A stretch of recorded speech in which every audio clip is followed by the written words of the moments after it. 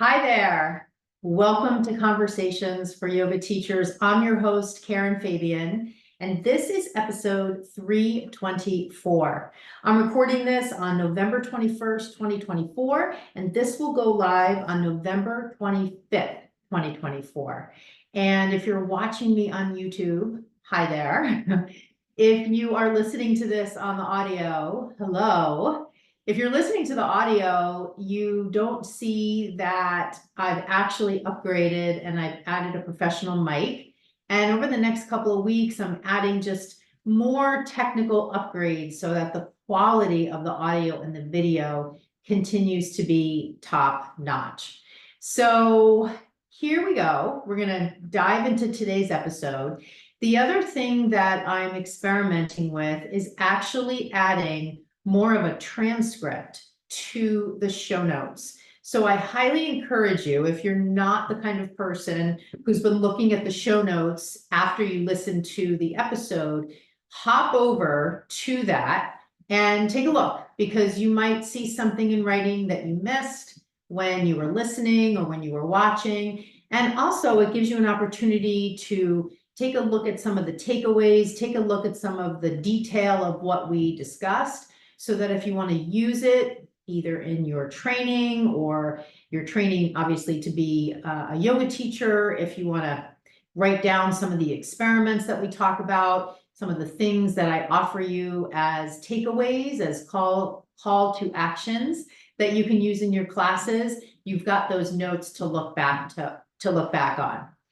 So what we're going to cover today, and if you listened to last week's episode, you heard that I was introducing a new format, one where I really want to demonstrate at the beginning of the episode what you're going to get out of it, because I value your time. And I want you to know, as soon as you hit play to listen to this episode, what you're going to get from it. So in today's episode, we are going to discuss several different common scenarios that happen in your classes. And what you're going to learn is an approach to each one, so that when one of these things inevitably comes up, if it hasn't already, instead of getting nervous and instead of wondering, what am I supposed to do in this situation, you'll know exactly what to do. Now, having said that, this is just my opinion based on 22 years of teaching. And even though I'm a very experienced yoga teacher, how I approach these things might be different from how you approach them. But this will at least give you a place to start from, or maybe it will give you a different perspective than the one that you currently have about one of these scenarios. And that's actually more of what I hope to do in this episode, is give you an idea of what's possible. Because many times what yoga teachers, when I have conversations with them, what ends up coming to light is that they really think that there's only one way to teach, to approach certain scenarios, to share cues, to show up in your classes, whether it's practicing with your class or using certain cues or prepping for hours before your class or changing your sequence all the time. It's amazing to me, kind of not, but in a way it is amazing to me, how teachers will tell me what's not working for them, but yet they'll dig their heels in to justifying why they're doing the very things that are causing them problems. And I've talked about some of these things a lot in the past. I just want to touch on one example. So the example, to bring it to light, the example of every time you go into your class, you really want to be the kind of teacher who can do the walk and talk. You want to walk around the room more than practice with your class. But every time you go into the studio to teach, after a few minutes in the beginning of class of walking around, you get drawn back to your mat. Matter of fact, I had a phone call with a yoga teacher just yesterday, And she described she so wanted to be or wants to be the kind of teacher who walks around the room. And what she said to me was, as soon as I start walking around at the beginning, if I get the sense that they're not understanding my cues, I just dive back onto the mat. And so this is part of the problem, that there's a desire to be a different kind of teacher than the teacher is actually being. And so in that scenario, what we want to do is look at, well, what's causing you to constantly jump back on the mat? And many times it's either because I don't think my cues are working, and or I don't know my sequence. And so the solution to those situations is either to learn a better way to share crystal clear cues, or to go into your class with the same sequence week after week until you get so good at teaching it, you can walk around to teach it without notes. And guess what? Getting all that prep time back. Because when you lean into teaching a signature sequence, you won't have to do any prep, because every week you'll be teaching the same thing. And your students will get to know you for that sequence. And they'll look forward to coming to your classes and getting better and better at doing it. This is one of the ways you stand out from all the other teachers who are running around driven by this belief that they need to change their sequence all the time. When in actuality, you'll be getting a good night's sleep. You'll have all this time back because you won't need to be prepping. And every time you go into the room and teach that signature sequence, you'll get known better as the teacher who teaches the sequence I love, and you'll get better at teaching it. So it's a total win-win. So with that as our backdrop, let's go into some of these scenarios. And I want you to see if any of these hit home for you.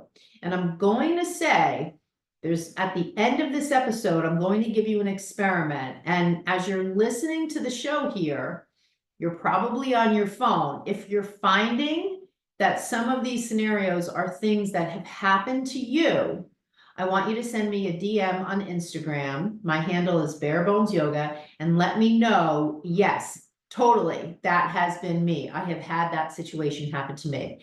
These are scenarios that I've experienced multiple times over the years, and these are also scenarios that teachers have told me about. Now, one quick side note that's sort of related. I saw something on TikTok yesterday, and I want to share it with you. I don't know who the creator was, but I bet you could probably do a little searching on TikTok and find it. It was a post by, I don't know if she was a yoga teacher or a Pilates teacher. She might have been a yoga teacher, actually.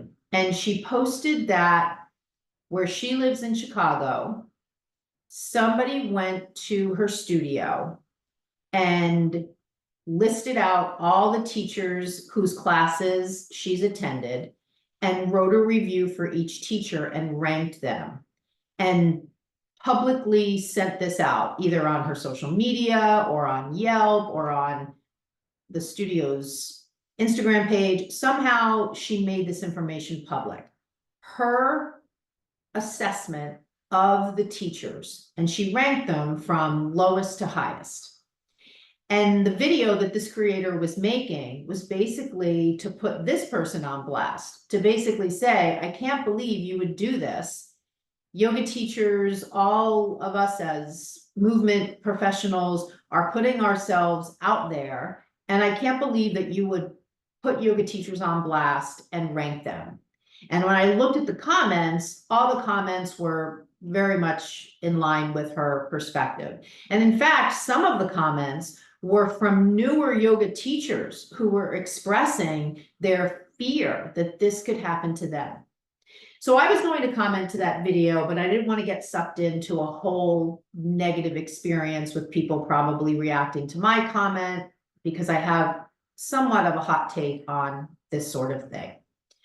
But I wanted to tell it to you, because this sort of thing, although the literal scenario here probably won't happen to you because it's pretty rare, even in today's times with how much social media exposure is out there, it's pretty rare that someone would be so mean-spirited to do something like this. And make no mistake about it, this is a mean person. There is no value in this person sharing this information. This is not even like a restaurant review. Like, I want to just let you know my experience at this restaurant wasn't so great. And we can even sort of debate if that's even helpful to anybody, because it brings up the actual essence of my hot take, which is everybody's going to have their own experience in your yoga class, and you can't control that. They're going to judge you as a teacher. They're going to experience your class through the lens of how they experience the world, through the lens of their body, their capabilities, their beliefs. There's so many things that your yoga teaching is going to filter through in every single person that's in your class. And once we recognize that we have little to no control over their perception of our class, any sort of feedback we get is, if it's nice feedback, great. If it's bad feedback, so what? That's just that person's opinion. And so in this specific narrow situation, what I would say to any of the teachers that were put on blast by this mean-spirited person, so what? So what? Let it roll off your shoulders. Don't even give it another thought, because number one, we cannot be the yoga teacher for everybody. You can't, I can't, and that should not be our goal. Number two, we cannot control how anybody experiences our class. That's completely up to them. And number three, when we go in to teach our class, the goal is for us to teach a class in the best way possible for us, which I know sounds a little weird because you're probably thinking, well, I thought I was supposed to go in and teach a class that's really good for them. But let's think about that. I don't know who's coming to my class. I can't control who shows up, but I can control how prepared I am, what I am prepared with. And once I step into the room, I can do a lot of things to make sure I'm putting myself in my most confident, empowered way of teaching. I can stick to the sequence that I prepared. I can walk around the room and make sure I have eyes on everybody. I can be sure I do a little meditation before class so I'm nice and centered and calm. I can stay in sort of a non-reactive mode. So if something unexpected happens that typically might trigger me, I can just let it roll off my back. I can use crystal clear cues. I can show up with a signature sequence I know well. Those are the things that I can control. I can't control how they are going to absorb it, how they are going to react to it. And that really shouldn't be my concern. That's their choice to react how they want. So I wanted to just share that somewhat strange scenario. Hope it never happens to you. Hope it never happens to me. But even if it did, I would not even care. In fact, in this sort of thing, like in all negative social media posts, what it actually does is it shares more about the person that did it than the person they're talking about. So with that, let's go into the actual scenarios that I wanted to cover in today's episode. So the first scenario is, I want you to imagine you walk in to teach your class, and instead of having a whole bunch of faces that you've seen before, you have a whole bunch of new faces. And you're noticing in the first 5 minutes of teaching this class that a lot of the new people to your class are at a completely different level of experience than your regular group. Some of them, you can tell, are really experienced with yoga. Some of them, you can tell, are really raw beginners. And then you've got the regular folks that show up all the time. So in the first few minutes of your class, you start to get really nervous because you're thinking, oh my God, I came prepared with a particular sequence, but now I'm worried that the people that look really new aren't going to be able to do it. And I'm worried that the people that are really experienced aren't going to be challenged by this. So you start to stand there and question yourself and start to consider changing your sequence on the fly. So what do? So what I would say in general is, unless you have years and years of experience like me, don't change the sequence you came prepared with. And honestly, I even lean into that logic, even being someone with over 20 years of experience teaching yoga. Because as soon as you decide to change what you came prepared with, you're putting yourself at a disadvantage to be teaching at the highest level possible for you. But what many teachers think is, I want to change it because I want to be sure it's meeting the needs of all these students. And I'm here to tell you, unless that ability is right there for you, something you can easily do, you have no obligation to do that. Everybody who's coming to your class is coming of their own free will, and they are at whatever level they are at in terms of practicing yoga. They're at whatever level, whatever, I don't want to say level, but whatever their physical movement capabilities are, whatever their general mobility is, whatever their general sense of body awareness is and proprioception, whatever their muscular strength and flexibility. These are all parameters of movement. And you're teaching movement when you're teaching yoga.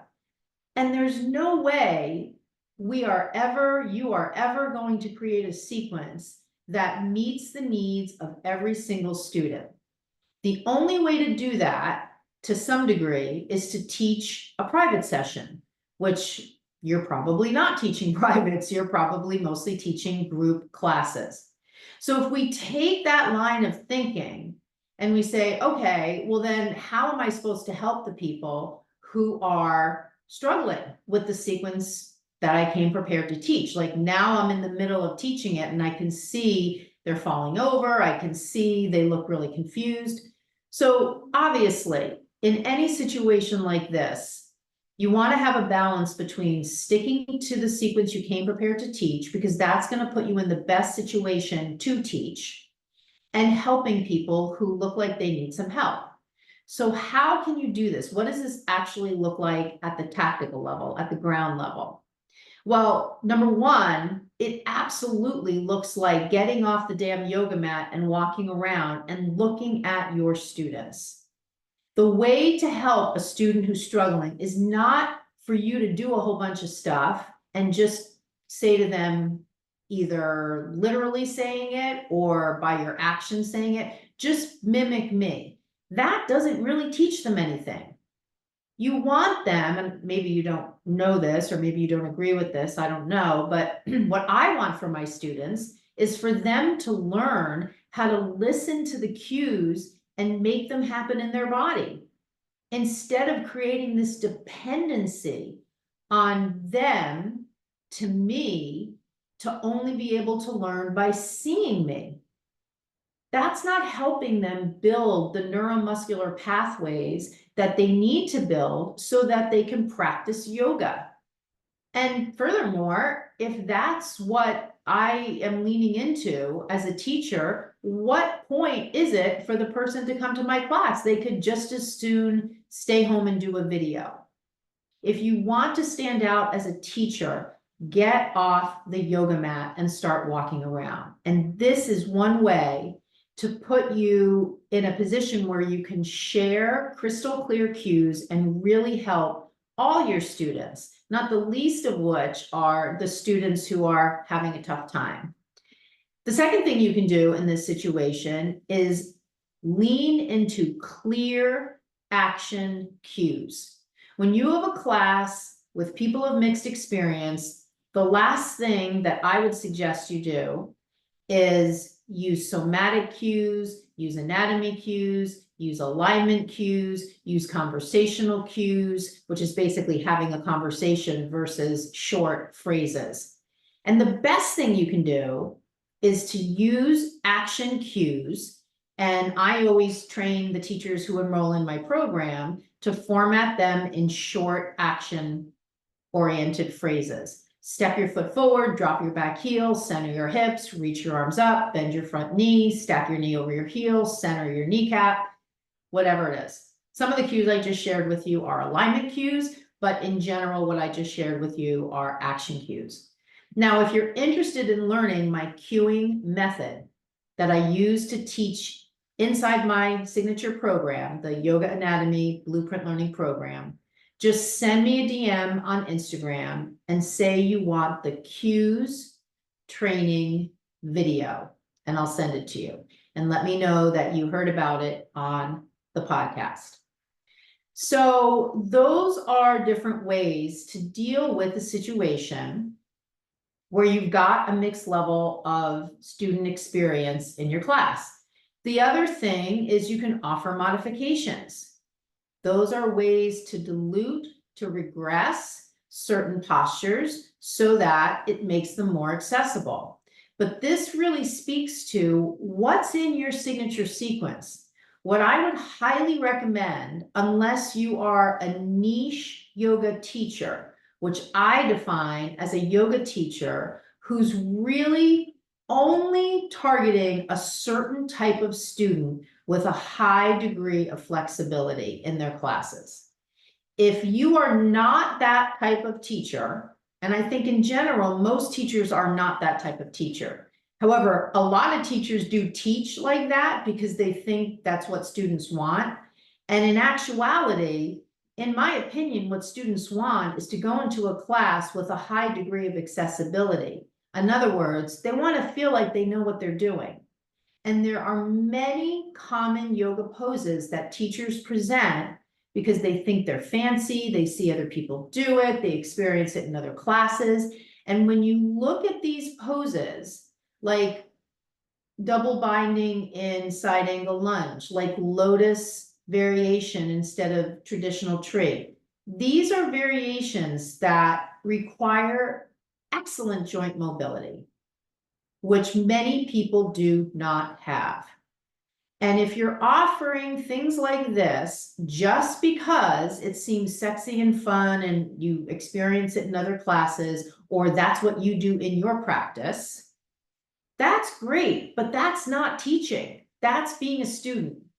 When we look at things through the lens of being a teacher, making your classes as accessible as possible is one of the best ways to help the people who take the time to come to your class really feel like they're building momentum. They're building momentum in the direction of doing it. And that's a way to make your classes grow in attendance, because people will come to your class and they'll tell their friends, even people that think I can't do yoga, and they'll tell their friends, wow, I'm going to this class, I'm really getting the hang of it. But if you're teaching niche yoga and you're only targeting a highly flexible person, most likely a woman, most likely a young woman, if that's truly your desire, go for it. If that's truly the type of yoga you practice and you want to teach, go for it. I just want you to be intentional about the type of yoga you present, and I want to be sure it relates to the vision you have for yourself as a teacher. So that's a question, that's a takeaway for you to ask yourself, what kind of teacher do I really want to be? And are my classes a reflection of that? Or are my classes a reflection of what I think a yoga teacher should be, or what I was trained to be? So that's a takeaway. Okay. Scenario number two is you are covering somebody else's class. Now, you might think when you're covering somebody else's class, it's just as simple as you stroll into the room and you teach the class, but that's not what that's about. You are there to cover for somebody else. So unless there's been some change on the website of the studio, the unspoken expectation is that you're going to present a class that mimics what the regular teacher does. Okay, so that means, number one, you've either taken the teacher's class and you have a sense of what she's teaching, or you have an understanding of the type of yoga that they teach, and you're able to do that. Now, of course, we're not saying literally down to every single pose in the sequence you need to match. But if you're regularly teaching yin and you cover someone's gentle class, those are different styles. If you regularly teach vinyasa and you're subbing a gentle class, those are different styles, and so on. So when you're covering a class, the number one responsibility is to make sure before you take that sub request on and say, yeah, I'll cover this class, that you know the type of class you're covering for. Better yet, either go take it so you're familiar with what the person's doing, or at least talk to the teacher. Let the teacher know that you're going to be covering on such and such a date, and see if you can get some information from them about what style of yoga they're teaching and how do they handle their sequence. Because even something as basic as how do they set up the room? Let's say when you teach in that studio, you set your students up to face north, but when this person teaches their class, they set up their students to face west. So when you go into the room, especially if you're covering a class in the studio where you regularly teach, which is most likely going to be the situation, but you're going in to teach somebody else's class, and if they have their students facing a different direction, you're either going to want to tell the students, hey guys, I'm covering and I actually would like you to face north. Or you're going to just decide, in order to keep things somewhat consistent, to not even change the way they're directing themselves and to just fall in line with the way this other teacher sets them up. So these are all things that are part of covering a class. Now, the other thing I'll speak to is the typical thing that a yoga teacher says when they go into a room to cover someone's class. They typically say something like, hi, my name is Karen. I'm here to cover for Sally. You know, something along those lines. I hope you like it, or welcome, whatever. Now, while that might be nice, you don't necessarily have to say that, because in most instances, when everybody signed up for the class, they're going to see that Sally's not teaching the class, somebody else is. So they'll most likely know that you're covering.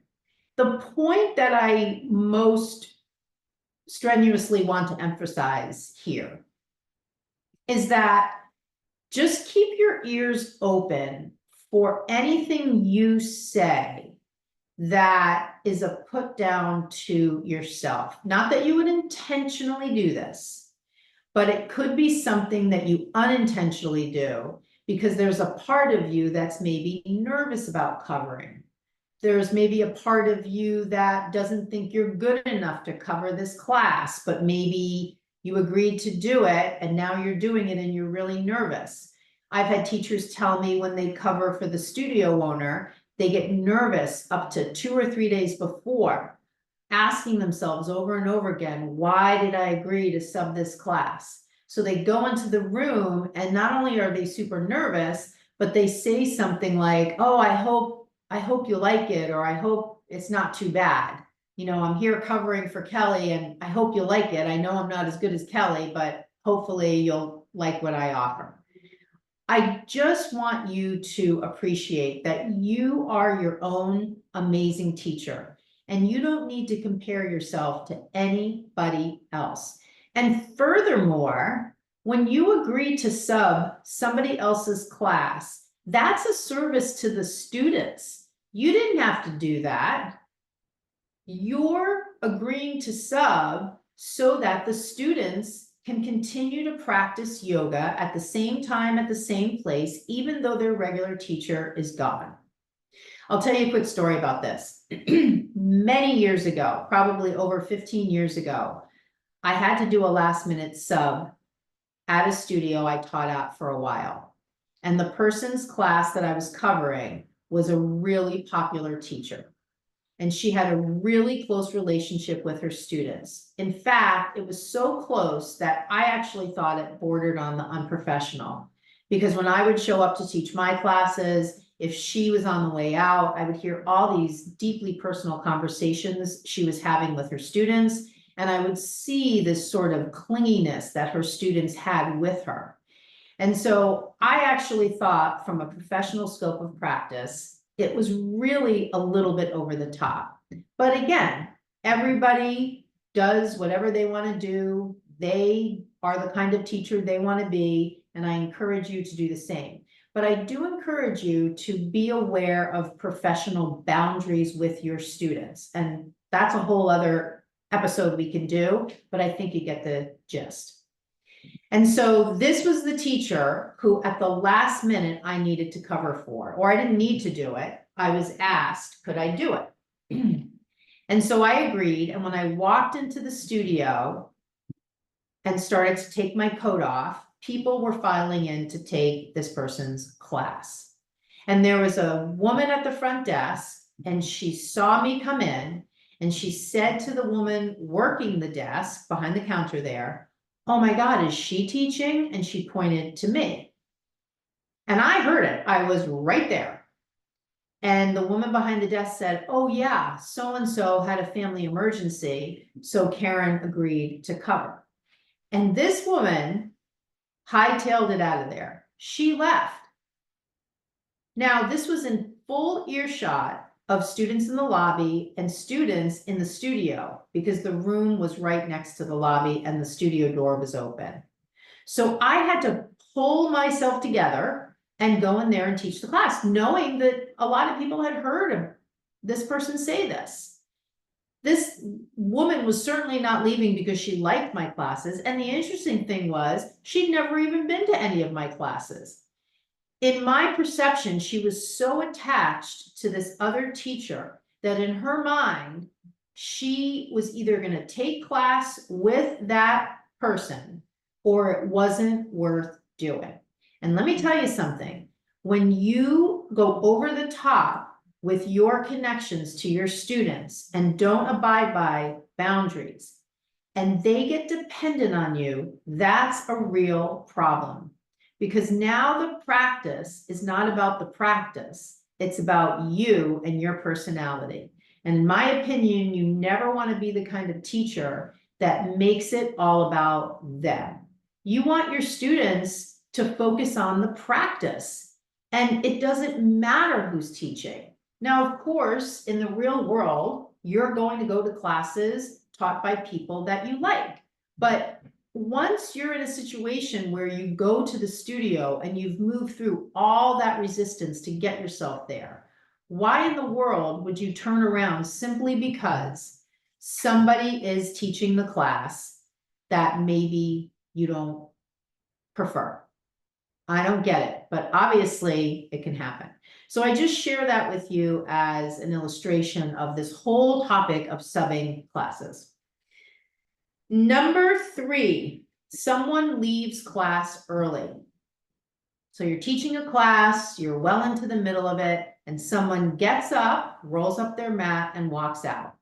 You immediately go into your head, you immediately make it about you. You start to get nervous, your heart starts to race, you start to get a little sweaty, you get distracted, you might even lose your place in the sequence. And for the whole rest of the class, you're starting to think, or you keep thinking, what did I do wrong? Why has this person left early? What's wrong with me? I'm not good enough, etc., etc. I'm going to tell you something. When somebody leaves your class early, 9 times out of 10, it has nothing to do with you and everything to do with them. Who knows? Kid could be sick. They could be sick. They could have changed their mind and decided they don't have time for yoga. They could have anxiety, they could have depression. They could have gotten a call and maybe you didn't see their phone was available and they got some call or text that something emergent came up. Who knows? Who cares? This relates back to what I said when we were talking about that other thing. You can't control your students. So don't even worry for 1 second about anybody leaving your class early.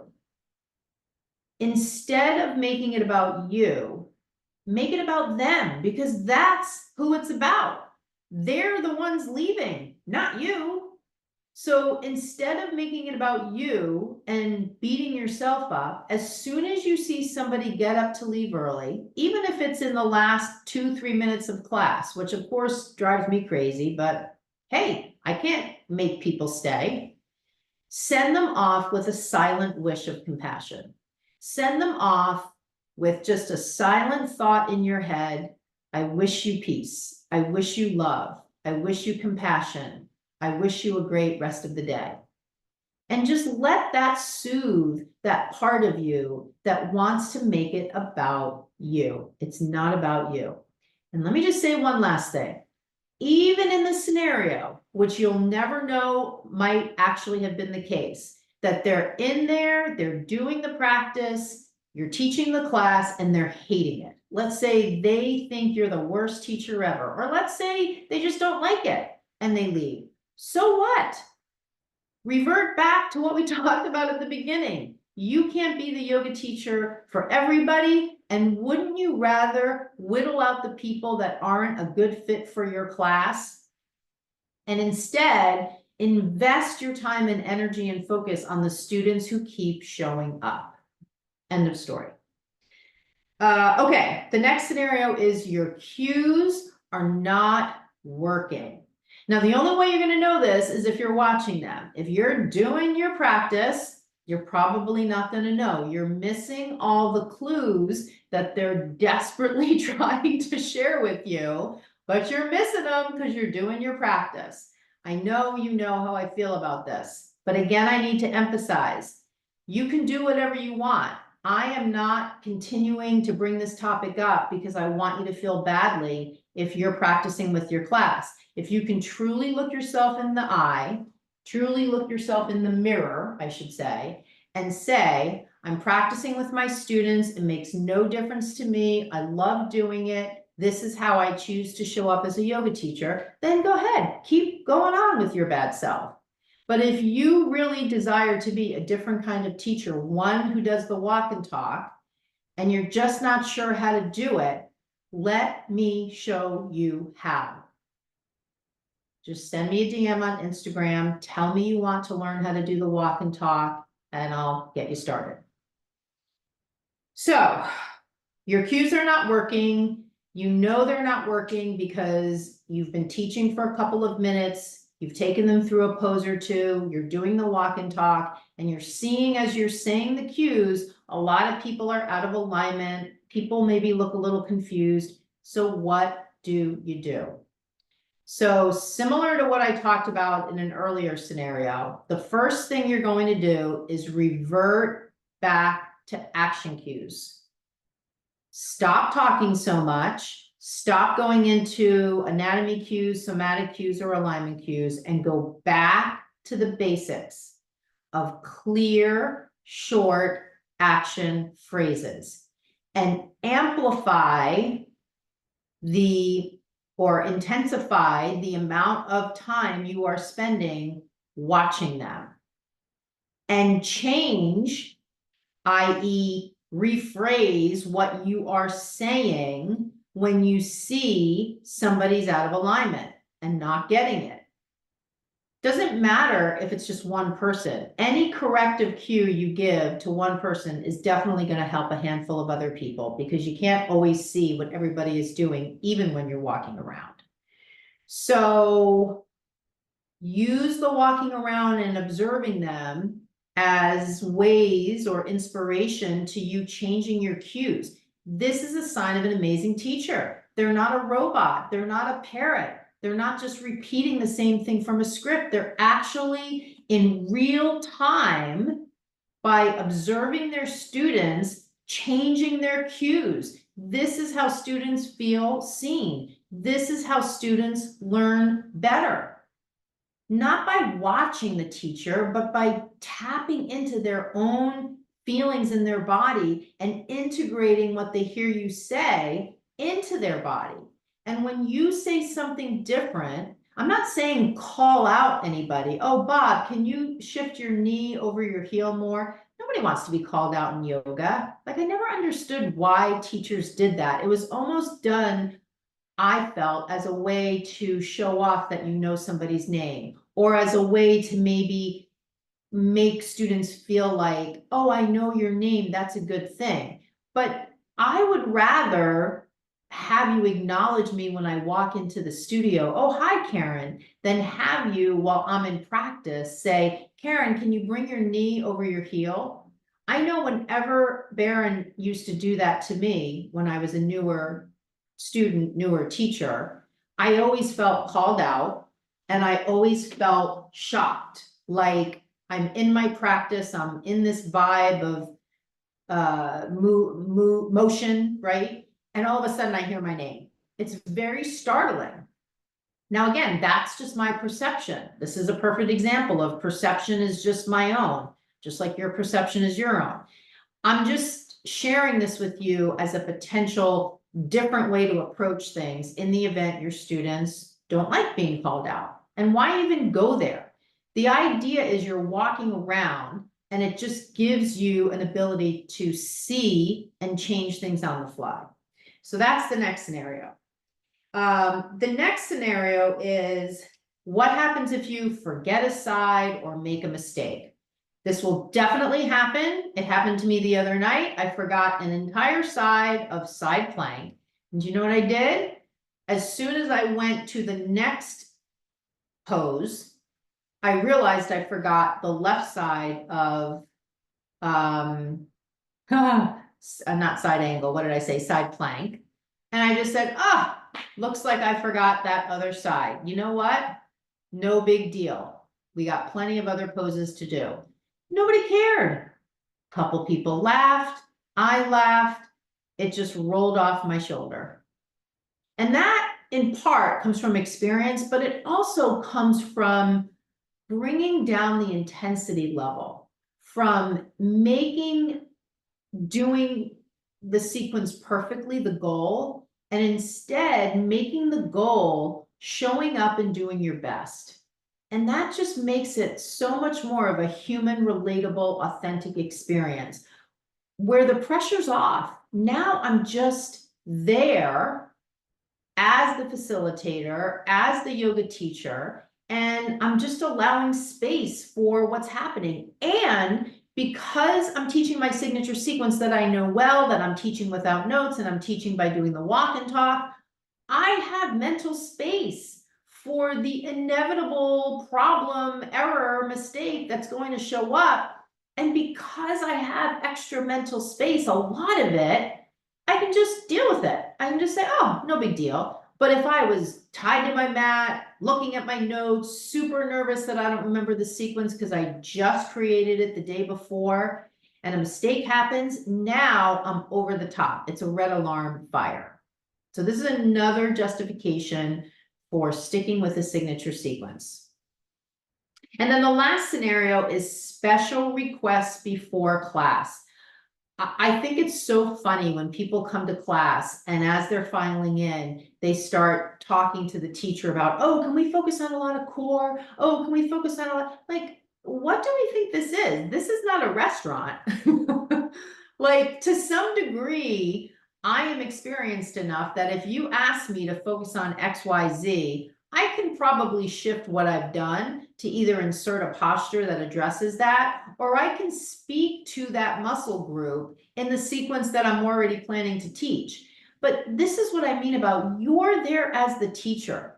And I firmly believe that the scales have tipped out of balance. And so many teachers tell me stories about how they feel like the students are actually running the show. And they don't literally say that, but the behaviors and the problems they're having in their classes illustrate that they're no longer teaching the class. They're there with this sort of consumer focused mindset that whatever the students want, the students will get. If the students in the front row don't want to follow the sequence that I'm teaching and want to do their own thing, that's totally fine. If students want to request certain things, I need to jump through a whole bunch of hoops to meet those requests. If students in the front are raw beginners, I can't teach the sequence I want to teach because they're not going to get it. There's all of this leaning so far to the side of making this a high level consumer experience. This is yoga.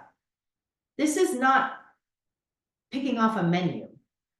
And when you come to take a yoga class, you're coming to be taught by somebody. You're not coming to ask for certain things to be covered.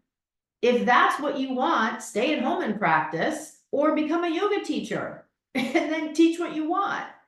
So this is what I mean. I'm being a little hyperbolic here, a little over the top to make my point. I know that you know that I'm not suggesting you go in there and steamroll over people. But the thing that I worry about, and I don't worry about this out of thin air, it concerns me because of real conversations I have with teachers, is that teachers get themselves into trouble because they get into areas they're unfamiliar with out of a true heart-centered desire to be nice to people, to meet their needs, to meet their expectations. This is a group yoga class. This is not a one-on-one.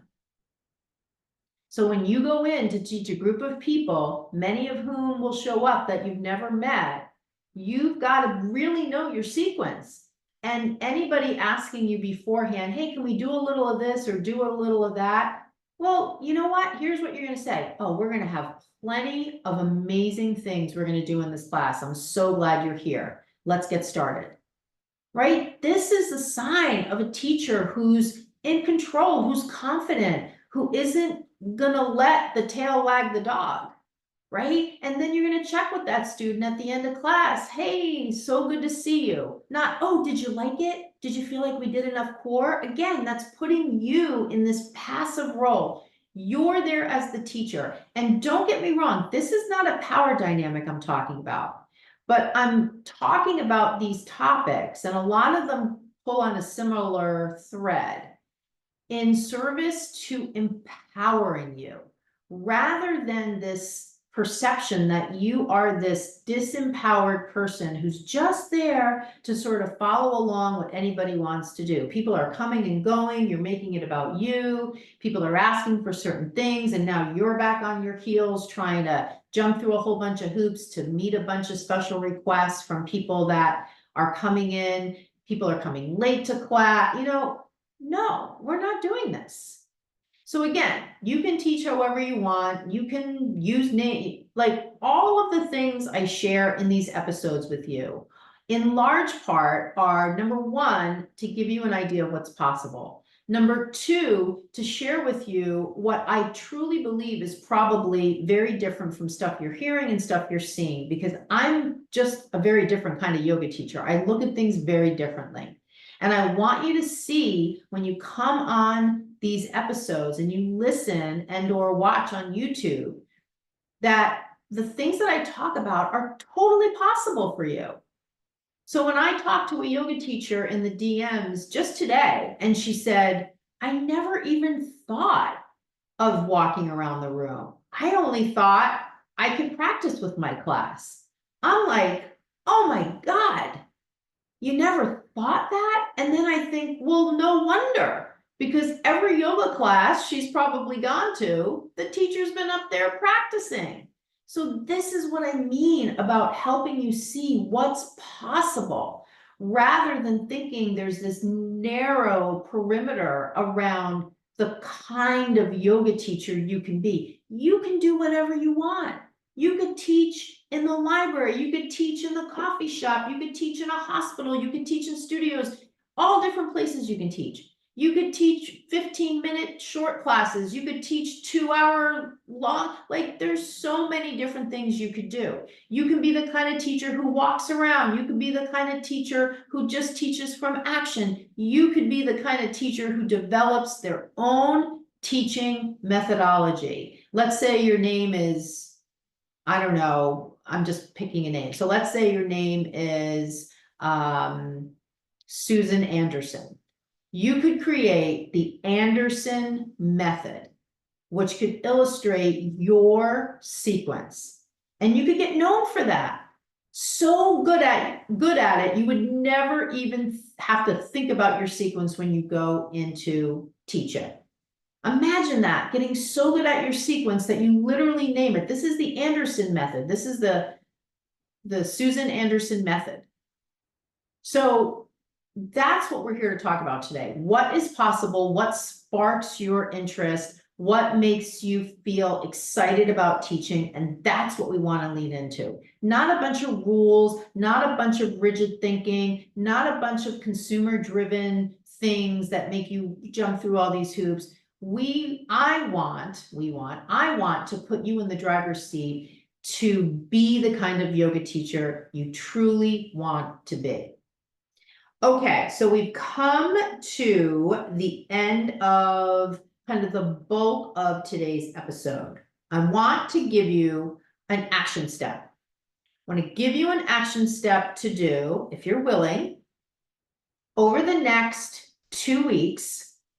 Now, if you're listening to this close to when I recorded it, obviously that's going to be in November, December of 2024, but all my episodes are evergreen, so who knows when you're listening to this.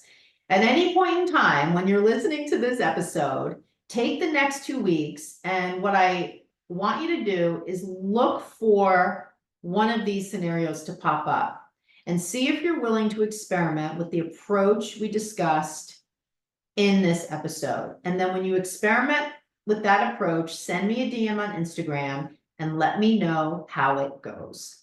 So that's your takeaway. That's your action step to do. Now, the next thing I want to share with you is a little bit more of an action step. So this is a little bit more of a global thing versus a specific action related to the lesson we discussed today. And that is, if you're looking to learn more about movement in general, I recently loaded up a free PDF on my Instagram page. You can just get it by going to the link in my Instagram bio. In fact, you're listening on your phone, so just go to the link in my Instagram bio right now. You can do it while you're still listening to me here and download it. It's called the Concepts in Movement PDF. And that is full of movement-based concepts that are not taught in teacher training. I pulled from my experience in exercise science and put those in a PDF, and I want you to have that. So that's the Concepts in Movement PDF. You can get to it only on my Instagram page, the link in my bio. And then the last thing I want to share with you, and this one is time sensitive. From now in November through the end of December 2024, I am offering a brand new payment plan to make it easy, so easy for you to say yes to yourself, not to me, to say yes to yourself when it comes to enrolling in my program so that you can be the kind of teacher you dream of being. I've added a brand new payment plan. It's the lowest amount ever offered to get into my program. It's $367. Okay, so it's almost $200 off the original payment plan option. Before, if you didn't pay in full, you would start out by making one payment of $550. Now you can get started for just $367. And then you'll make 5 more payments of that. So just $367 will get you full access to the program and access to coaching calls with me. Now you get more coaching calls and more support from me when you pay for the program in full. If you pay for the program in the payment plan format, You still get coaching calls from me, you just don't get as many. But you definitely get full access to the video portal of the program, which has my step-by-step way to learn anatomy and how to apply it to your cues and sequences. Now, there's limited spots available until the end of the year, and this additional payment plan is only available until 1/1/2025. So don't wait before I take this down. Take a look. To get to the link to enroll, go to my Instagram bio, and the link is there. You can also go to my website, barebonesyoga.com, and the link is there as well, right on the homepage. The last thing I'll say is when you listen to the final 60 seconds of this episode, you're going to hear a podcast offer, and that's even an additional way you can enroll with a special incentive just for you because you listen to the podcast. So with that, we're going to wrap up this episode. I want to thank you so much for pressing play and listening with me today or watching me here on YouTube. As always, great to be with you. Keep up the amazing work you're doing in your classes. Thank you so much for listening. Thank you so much for watching. And I'll talk to you next week on the next episode of Conversations for Yoga Teachers. Bye-bye.